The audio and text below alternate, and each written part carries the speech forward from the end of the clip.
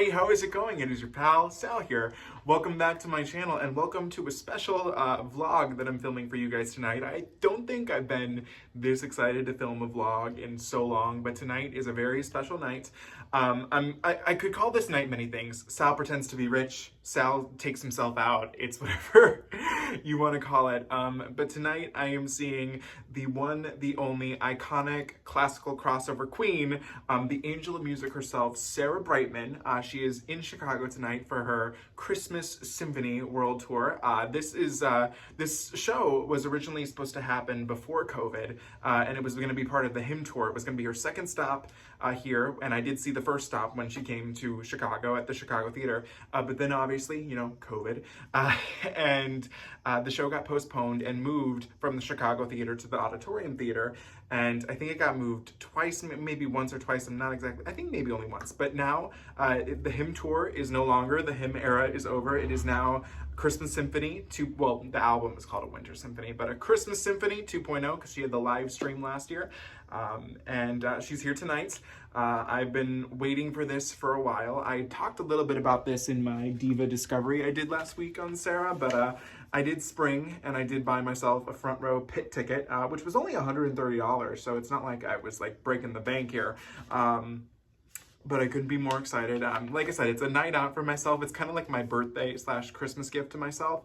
I can't wait. It's gonna be amazing, and I want to film a lot for you guys. I don't know what to say before we go. It's currently only 3:11, but as you can see, I'm dressed and ready. This is the fit for tonight. You can't really see the boots in this shot, but I'm sure on my Instagram you will.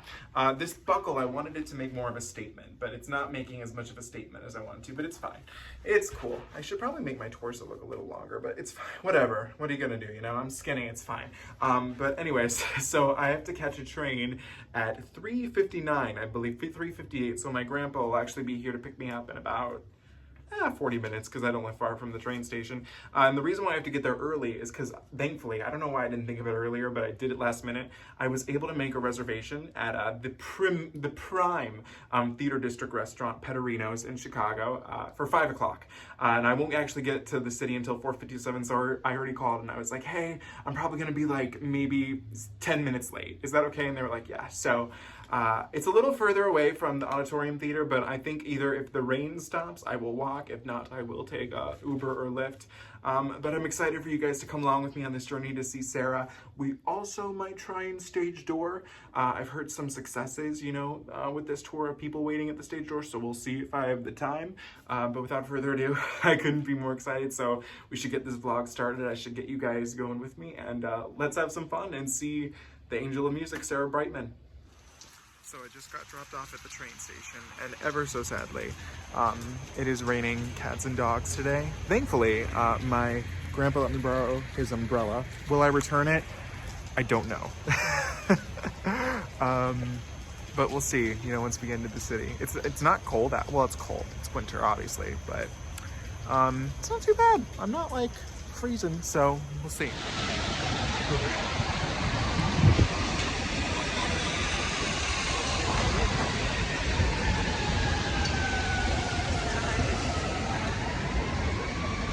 And over here is where I will be eating. Next to the Goodman Theater.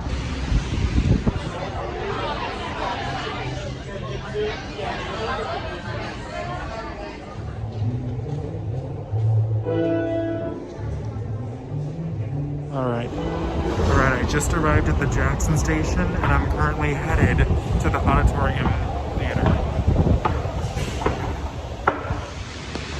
All right, so I made it to around the area where the theater is. I think it's the next left turn, but we're here. It is pouring. Bless my grandpa for letting me borrow this umbrella. But I'm excited. Here we go. All right, so I made it. The Auditorium Theater. There's Miss Brightman right there. There's the lobby on the inside to get in. Looks like they haven't started letting people in. Over there's, I think, the VIP, which was a little too pricey for me, but it's fine. Yeah, so we're here. We love it. We stand it. Look at that. Look at her. Angelic. So I'm finding it a little odd. It's 6:35. So yes, I'm here a little early, but the door's supposed to open at 6:30, and it's not open yet. So I don't know what's the deal of what's going on here, but I would like to know.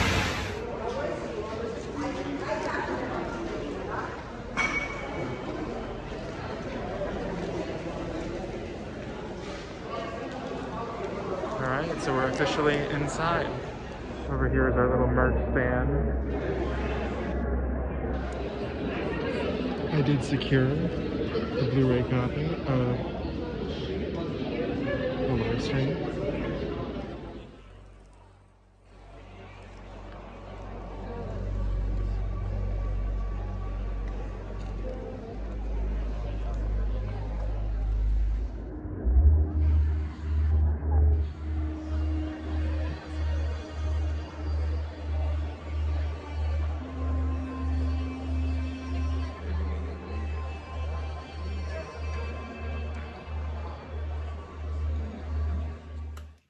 Hey everybody, I am back. It is currently the morning after the show. It's currently 11:45 a.m., so it's almost not, well, I guess it's almost now morning, if you will. But I'm here right now to give you guys my thoughts and feelings on the Christmas Symphony US. I keep wanting to say world tour, but it's not, because it's just America that she's doing the concerts in. So where do we begin? So just as a recap, once I got into the city, I did make it in time to, is there like a, okay, I was like, there's something on my shirt. It's fine. So I did make my way into the city. I was a little late, but I did manage to still snag my reservation at Pettorino's. And I mean, not that it's really all that important. I got a salad, a soup, and then some peppermint gelato. It was lovely. When I think about it, probably not worth the price I paid, but it was my little treat to myself. And then I stopped at Walgreens, and then I took the red line all the way down to the Auditorium Theatre. I probably could have walked, like I said, but it was raining, and I said, you know what, for $3, let's take a little bit of the rain out of my time.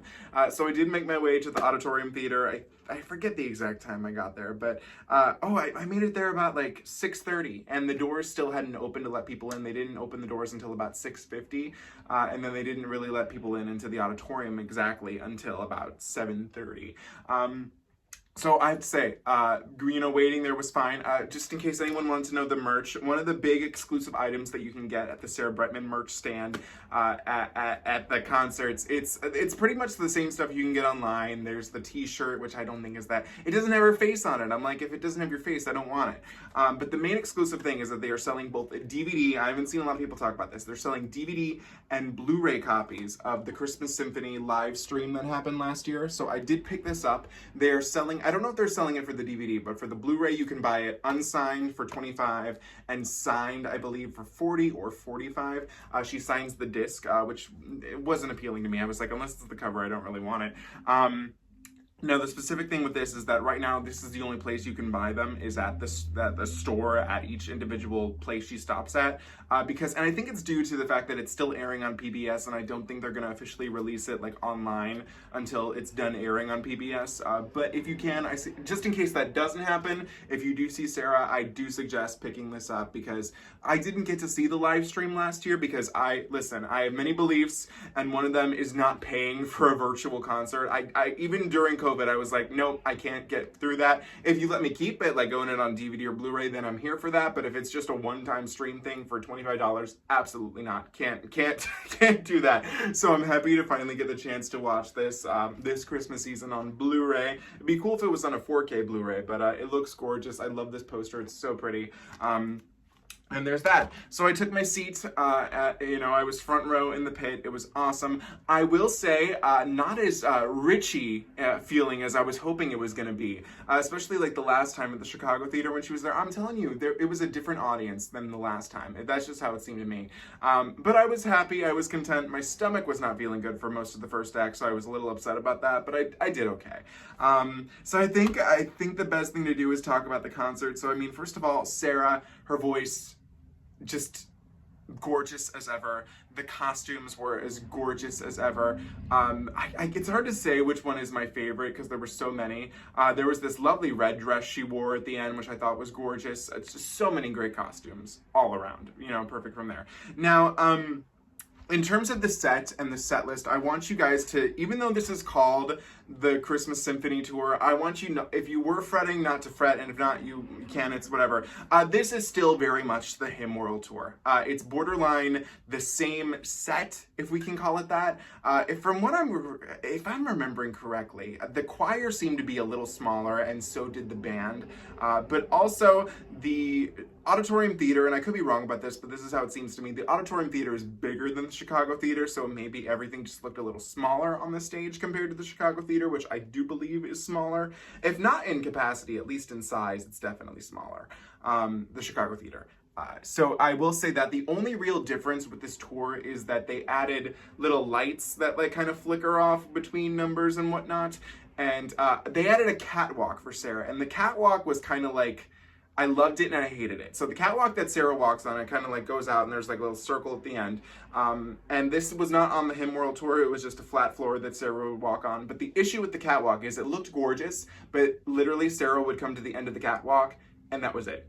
She did not move off the catwalk to go to one side of the audience or the other. Now, I don't know if this is a COVID-related thing. It could be, but to me, I'm like, so you can magically not get COVID from just standing on that one spot, but if you come like over here, you can get COVID. So that to me didn't make a lot of sense. I would have liked more interaction in terms of like just her moving around. It kind of got a little, not annoying is the wrong word, but a little like, lackluster, her just standing in that one spot the whole time. And I'm not asking her to do a lot, but I would have liked a little more movement on the stage, especially the two men that she has in the show were moving around a lot more. Notches, as she says, moved around the catwalk at least, and I did like that. But that's probably my only complaint about the performance in itself. Now the set list, I will say, also, you know, keeping going with the set.